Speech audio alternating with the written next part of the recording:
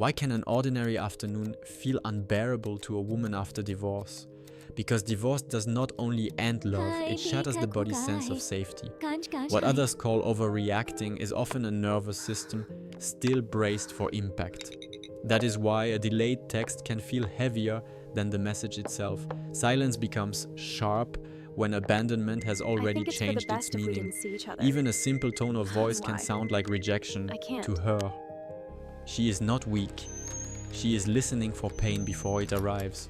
Her sensitivity is often a survival skill that no longer knows how to stand down. After divorce, the mind starts scanning small details like they might explain everything. A look, a sigh, or an unread message can become evidence in her head. This happens because trust was broken in a place once called home.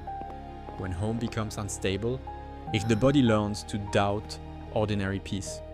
That is why calm can feel suspicious instead of comforting. She may wait for the hidden disappointment inside a normal conversation. She may rehearse answers before anyone even accuses her of anything. Her inner world becomes crowded long before the room around her changes. The hardest part is that hypersensitivity often hides beneath a composed face. She can smile in public while her chest stays tight for hours. She may answer politely while one careless phrase keeps echoing inside. Small moments linger because her emotional skin has become thinner. She is not reacting only to the present, she is reacting to memory. The body remembers what the mind is still trying to explain. So when something feels off, yesterday rushes into today without warning. That is why her response can seem bigger than the current moment. Divorce also injures identity, not only attachment. She may wonder whether she missed signs everyone else could see. She may replay the marriage as if one perfect answer still exists. Regret makes the mind unusually sensitive to tiny reminders. A song, a hallway, or a cup on the wrong shelf can open grief. The home becomes a museum of unfinished meanings. Familiar objects no longer feel neutral after love has left the room. Even quiet furniture can start carrying emotional weight. Her phone often becomes a small machine of hope and threat.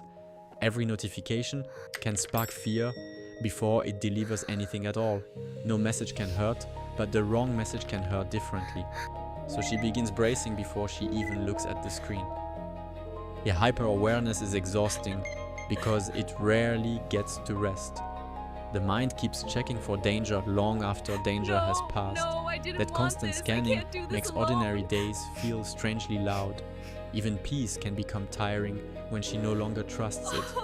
She may also become sensitive to kindness, not just conflict. A gentle question can make her tearful because it reaches the wound directly. I'm so sorry you are when going someone through is this. truly soft with her, the But body you are sometimes strong. releases what it was holding. You've got this. That is why she may cry in safe moments more than harsh ones. Safety can unlock pain that pressure kept frozen. Her tears do not always mean weakness. Sometimes they mean permission.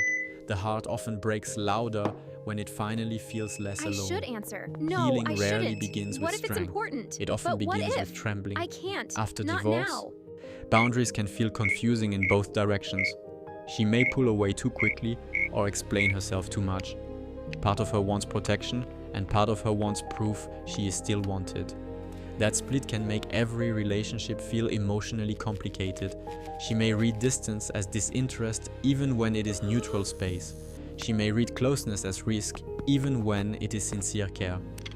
This is what happens when trust and fear start sharing the same You are worthy doorway. of love and happiness. The heart opens and flinches at the very same time. Abrupt pause. Shame can sharpen sensitivity more than sadness does.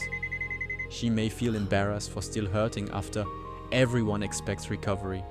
Then even simple advice can sound like criticism. Being told to move on can feel like being told to disappear faster. Pain becomes lonelier when it is rushed. And loneliness makes the smallest rejection feel enormous. She does not only miss a person, she misses the version of herself that felt chosen. That loss can make the world feel personally unsafe. But hypersensitivity is not only damage, it is also information. It shows where trust was broken and where tenderness is still alive. It reveals which sounds, spaces, and patterns still make her I body forgive tighten. myself. Once she notices those patterns, they stop feeling completely mysterious. Naming a trigger is often the first act of self-protection.